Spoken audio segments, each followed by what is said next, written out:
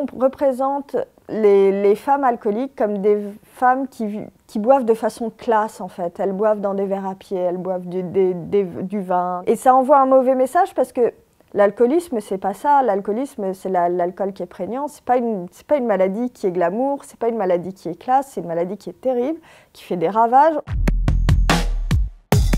Bonjour, je m'appelle Camilla, vous me connaissez peut-être sous le nom de Camilla Galapia sur les réseaux sociaux. J'ai 42 ans, je suis illustratrice et je suis la maman de 2 enfants qui ont 16 et 13 ans. J'ai un souvenir très précis du moment où je me suis rendu compte que ma mère était alcoolique. Je devais avoir, je dirais, entre 9 et 10 ans et jusque-là, j'avais jamais rien soupçonné. C'est un jour où, en entendant une dispute entre mes parents, ma grande sœur qui a 5 ans de plus que moi, a voulu un peu me rassurer en m'expliquant le contexte et en me disant « Tu sais, maman a un problème avec l'alcool, mais t'inquiète pas, aujourd'hui c'est terminé ». Pour moi, apprendre que ma mère était alcoolique, ça a été un cataclysme parce que quand on est enfant, on ne se pose pas tellement de questions sur ses parents. En fait, on les prend tels qu'ils sont. C'est vrai qu'il y avait des choses un peu atypiques chez ma mère, notamment le fait qu'elle dormait beaucoup, mais elle s'occupait malgré tout très bien de nous. Et à partir du moment où j'ai été au collège, où son alcoolisme a commencé à prendre plus de place, j'avais l'impression que la seule chose que je pouvais faire, parce qu'on est complètement désemparé quand on a un proche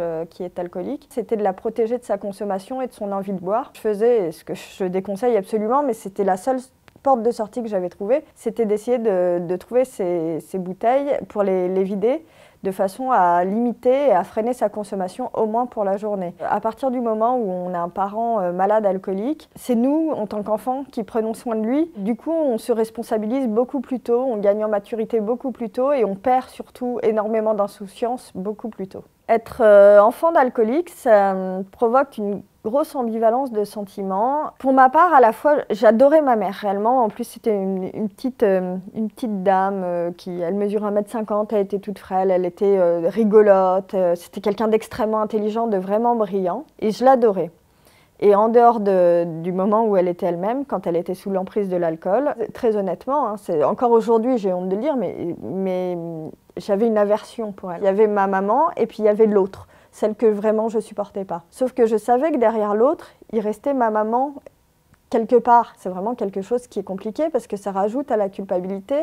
On se sent coupable de ne pas réussir à aider son parent et on se sent coupable parfois de le détester. C'est seulement en écrivant la BD Fille d'alcoolo que j'ai réalisé que ma mère s'était toujours battue contre sa maladie. Elle a suivi beaucoup de cures, elle est allée voir énormément de médecins. Dans tout ce parcours de soins qui était très riche, à aucun moment, un professionnel de santé n'a estimé nécessaire de nous recevoir, ma sœur et moi, en tant qu'enfants du foyer où évoluait le malade, pour voir comment nous, on s'en sortait avec ce bagage-là. Aujourd'hui, je sais qu'il existe quelques associations, notamment l'association Alanon Alatine, qui s'occupe d'écouter les enfants et les proches de personnes alcooliques. On représente les femmes alcooliques comme des femmes qui boivent de façon classe, en fait. Elles boivent dans des verres à pied, elles boivent du vin. Et ça envoie un mauvais message parce que l'alcoolisme, c'est pas ça. L'alcoolisme, c'est l'alcool qui est prégnant. C'est pas une maladie qui est glamour, c'est pas une maladie qui est classe, c'est une maladie qui est terrible,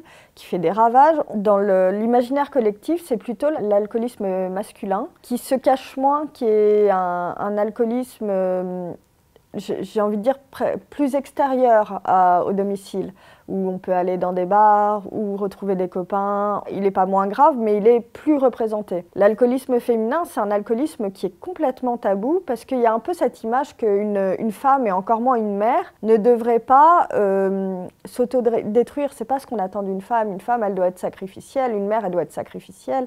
Elle doit s'occuper de son foyer. Elle doit toujours être bien présentée. Elle doit tenir sa maison. Et le fait qu'en fait, elle puisse faire quelque chose d'aussi dégradant que s'autodétruire, quel que soit le médium, et là c'est avec de l'alcool, c'est quelque chose qui est extrêmement tabou. Ce qui pousse les femmes en général à boire chez elles. La plupart des femmes qui souffrent d'alcoolisme, en fait, c'est un alcoolisme qui est dans le microcosme dans leur foyer. Et en tant qu'enfant, du coup, ça rend ça encore plus difficile parce qu'on a vraiment l'impression qu'il y a un monde extérieur et que notre monde intérieur est complètement chamboulé. Un peu comme si on faisait partie d'une boule à neige et que c'était impossible d'en sortir. Je me suis dit, mais si moi je le vis comme un immense tabou, comme un grand secret, je suis peut-être pas la seule. Et j'ai commencé à publier mon histoire sur Instagram. Je le disais à personne jusque-là et d'un coup, coup, je me suis mise du coup à le dire à tout le monde, puisque j'avais la chance d'avoir pas mal d'abonnés. Je me suis dit, je vais être complètement transparente et leur raconter en fait ce que j'ai vécu. Et donc, j'ai commencé à publier les premiers épisodes de Filles d'Alcoolo. Et de là, ça a été vraiment un raz-de-marée de commentaires et de messages privés, de gens qui me disaient « Moi aussi, j'ai vécu ça, ça me fait du bien d'en entendre parler. » Il y a quelque chose que j'ai appris dans le fait de partager mon histoire, c'est que en fait, on est plein à avoir vécu ça et on est responsable et on est coupable de rien, donc ça n'a pas à être une honte. On est coupable de rien, ça c'est une évidence, on est victime de l'alcoolisme au même titre que le malade, et que en parler, se tourner vers une association, ne pas rester avec ce secret comme si le monde allait s'écrouler si quelqu'un l'apprend, c'est essentiel.